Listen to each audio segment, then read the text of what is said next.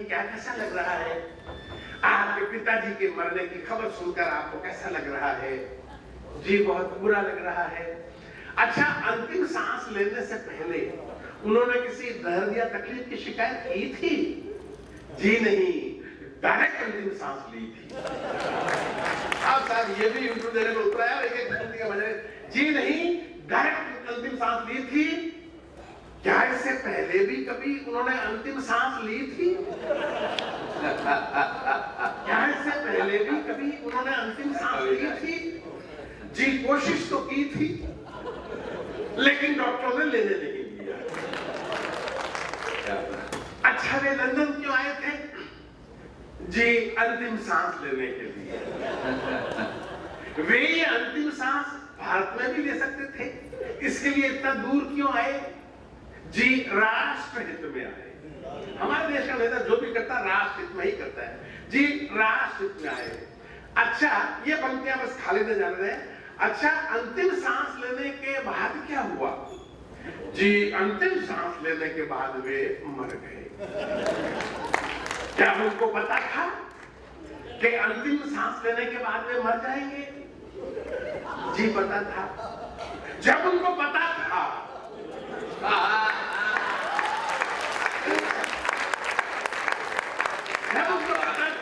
कि अंतिम सांस लेने के बाद वे मर जाएंगे, फिर उन्होंने अंतिम सांस क्यों ली? जी राष्ट्र हित में ली। आप अंतिम सवाल का मजा लीजिए। फिर उन्होंने अंतिम सांस क्यों ली? जी राष्ट्र हित में ली। क्या इस परंपरा को आगे बढ़ाया जाना चाहिए? बाकी नेताओं को भी राष्ट्र में मरने के लिए आगे आना चाहिए। बहुत बढ़िया। मीडिया भाग दो भैया जी, ये सुनिएगा, आपको ठाकों पे ठाके लगाएंगे आप। मीडिया भाग दो शीर्षक है हाईवे के हमदम। क्या रचना है, क्या रचना है। हाईवे के हमदम। हाईवे के हमदम क्या होता है आप समझ जाएंगे। काफी साल पहले की बात है, मैं और अशोक हमने सुबह सुबह by road by car Bombay में प्रवेश किया। तो अशोक ने देखा कि सड़क के दोनों तरफ कुछ लोग विशेष मुद्रा में लोटा डिब्बा लिए हुए बैठे हुए हैं। तो अशोक ने मुझसे पूछा कि अनंत जी ये कौन लोग हैं? अब मेरे बॉम्बे की इज्जत का सवाल था। तो मैंने कहा अशोक ऐसा है कि तुम पहली बार बॉम्बे आए हो ना, तुम्हारे स्वागत में बैठे हुए तुम्हारे स्वागत में बैठे हुए। तो अशोक बोला कि लौट के मेरे शहर चलना, इससे दुगना स्वागत नहीं करवाए तो मेरा।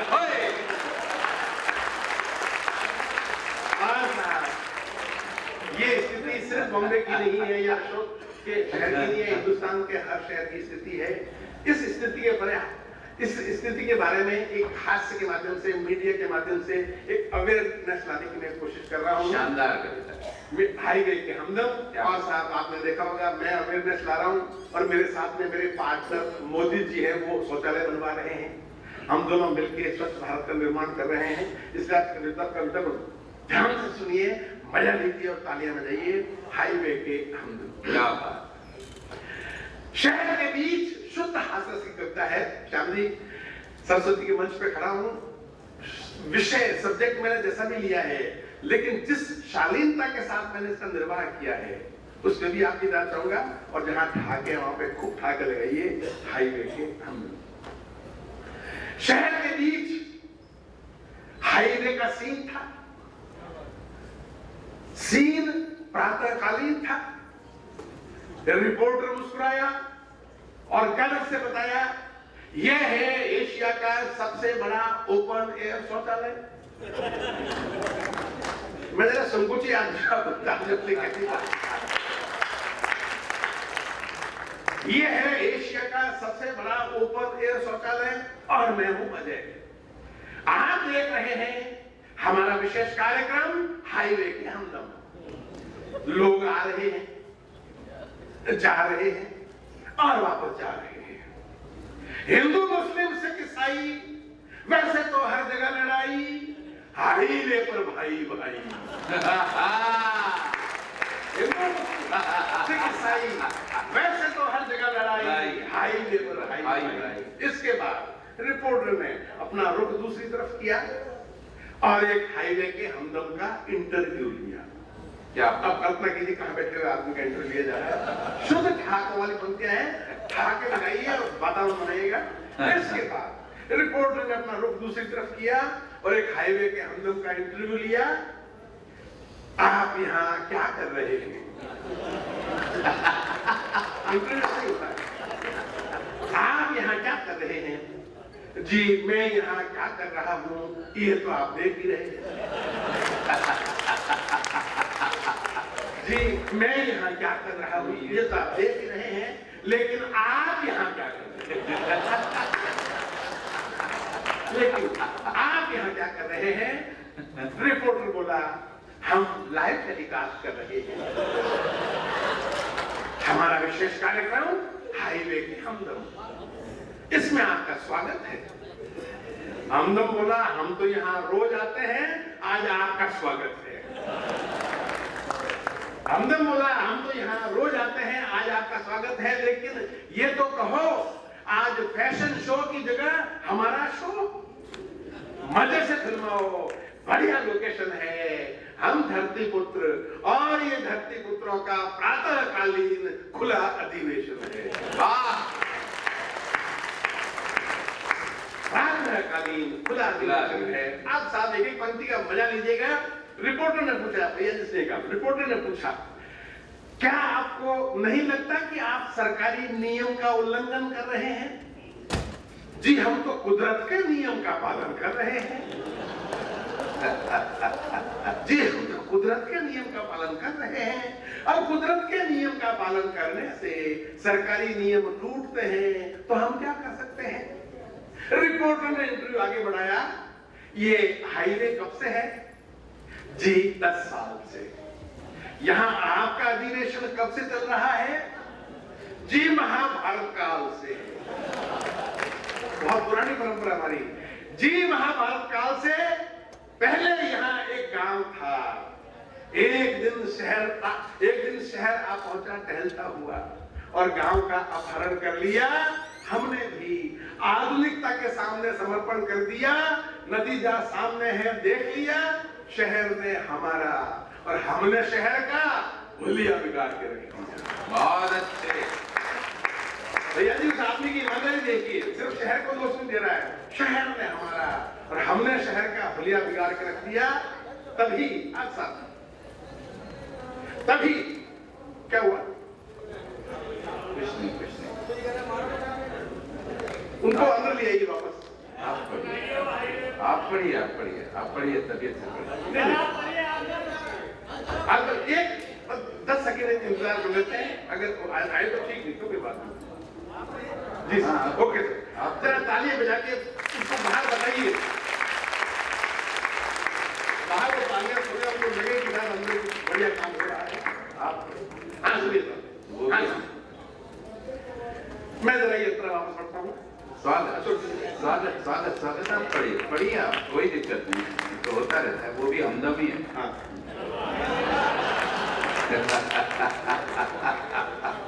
मैं इसको आगे बढ़ाता हूँ, मैं इसको वापस शुरू करता हूँ। ये हाईवे कब से है? जी 10 साल से। यहाँ आपका अधिवेशन कब से चल रहा है? जी ये हाईवे कब से है? 10 साल से है। यहाँ आपका अधिवेशन कब से चल रहा है? जी महाभारत काल से। पहले यहाँ एक गांव था।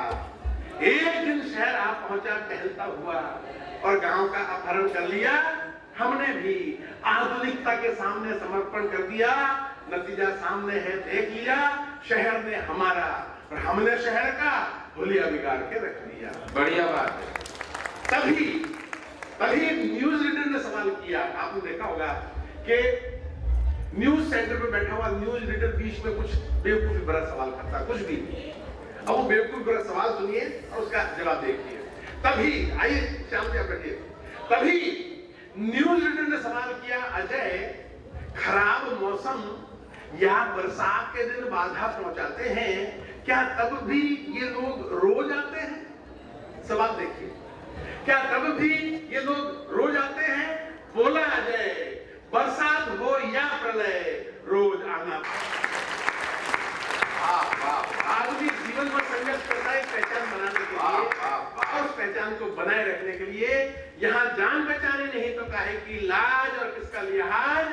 गांव में संस्कार था, शहर में रोजगार था, रोजगार के लिए गांव छूटा तो आंखों की शर्म रही जाती, वहां पगड़ी उतारने में आती थी शर्म, यहाँ कपड़े उतारने में नहीं आती। बस अब एक मिनट की कविता अगर आप आज्ञा दें तो सुनिए। हाँ, पढ़िए पढ़िए पढ़िए। एक मिनट की सिर्फ अंतिम रूप से कविता सुनाना चाहता हूँ भैया जी। ये पूरे लखनऊ को मैं समर्पित करके जाना चाहता हूँ, क्योंकि मैंने एक ऐसा विषय लिखा है जो पहली बार लिखा गया है। मैं जहाँ नौकरी करता था जोधपुर में, वहां पे 2 इंजीनियर थे। एक इंजीनियर को हम जब भी मिलने जाते थे तो जवाब मिलता था कि साहब बाथरूम में है, और दूसरे इंजीनियर से हम जब भी मिलने जाते थे तो चाहे वो खाना खा रहा होता था तब भी उठ के आता था और हमसे मिलता था। और साथ हैरानी की बात ये थी कि पूरे ऑफिस में सम्मान उसका ज्यादा था जो हमेशा बाथरूम में रहा करता था। यानी हमने कैसा समाज का निर्माण किया है कि हम मुस्कुरा के मिलने वाले सीधे साधे सरल आदमी कदर नहीं करते, हम कदर करते हैं नखरे करने वालों की, हम कदर करते हैं दुर्लभ बनने वालों की। इस बात को मैंने आम और केले के माध्यम से 1 मिनट में मैंने कहा है। आम फलों का राजा कहलाता है, लेकिन आप केले में जो गुण है वो पढ़ लीजिए, आम में जो गुण है पढ़ लीजिए। केले में गुण है वो ज्यादा निकलेंगे, लेकिन फलों का राजा आम कहलाता है। बस इस 2 प्रतीक लेके 1 मिनट में श्याम जी कविता में पूरी की है। सुनिएगा कि अखबार में फलों पर लेख आया। लेख में लेखक ने केले को आम से ज्यादा लाभदायक बताया और कहा कि आम महंगा बिकता है, मगर स्वास्थ्य की दृष्टि से केले के सामने कहीं नहीं टिकता है। आम है 4 दिन की चांदनी, इसलिए है इतना आदर। केला सुलभ है साल भर, इस कारण है बेकदर। वही खड़ा दार्शनिक बोला, बात सिर्फ केले की नहीं, ये सबकी दास्तान है। जो सुलभ है, सरल है, जिससे कोई डरता नहीं, उसकी कदर कोई करता नहीं। जो सुलभ है, सरल है, जिससे कोई डरता नहीं, उसकी कदर कोई करता नहीं। और उदाहरण देखिए कि दुम हिलाकर आदर देने वाला कुत्ता लात और गाली खाता है। दुम हिलाकर आदर देने वाला कुत्ता लात और गाली खाता है, मगर डसने वाला सांप नाग देवता का खिताब पाता है। मगर डसने वाला सांप नाग देवता का खिताब पाता है। उदाहरण देखिए कि नखरे उठाने वाली पत्नी तो सिर्फ मुन्ने की अम्मा, और नखरे करने वाली प्रेमिका जाने मन और तम्मा तम्मा। नखरे उठाने वाली पत्नी तो सिर्फ मुन्ने की अम्मा, और नखरे करने वाली प्रेमिका जाने मन और तम्मा तम्मा। ये जो संसार है, बस ये पंक्तियां सुन लीजिएगा, ये जो संसार है उसका अजीबो गरीब व्यवहार है। यहाँ हर जीने वाला सोने चांदी पर मरता है। वाह! यहाँ हर जीने वाला सोने चांदी पर मरता है, उस सोने चांदी पर जिसके बिना जीवन भर जी सकता है। क्या बात है, क्या बात है। सोने चांदी पर मरता है, उस सोने चांदी पर जिसके बिना जीवन भर जी सकता है, मगर हवा पानी की चिंता कभी नहीं करता, उस हवा पानी की जिसके बिना एक पल नहीं जी सकता। वाह! मगर हवा पानी की चिंता कभी नहीं करता, उस हवा पानी की जिसके बिना एक पल नहीं जी सकता। उससे कहना जो ऐसा कर रहा है, उससे कहना कि जो सुलभ है, सरल है, उसकी कदर करना, और जो दुर्लभ बने और जो नखरे करे उसको ठेंगे पे रखना। बहुत बढ़िया, बहुत बढ़िया, बहुत अच्छे, बहुत बहुत धन्यवाद। जो प्यार जो सम्मान मुझे लखनऊ को मिला है, उसका आभारी हूँ। और इस मेले को हर साल ऐसे ही दिखाते रहिए, उनके और बड़े पैमाने पर रहिए, ताकि आने वाली पीढ़ी और शांति को याद करें, श्याम कुमार जी को, और प्रोग्राम को याद रखें। बहुत बहुत धन्यवाद। सच्चा है अपना प्यार तो फिर किस जहां का डर। गुल बन के गुलिस्तान वफा में खिलेंगे हम, और अब के बिछड़ रहे हैं तो कुछ रंज ना करें।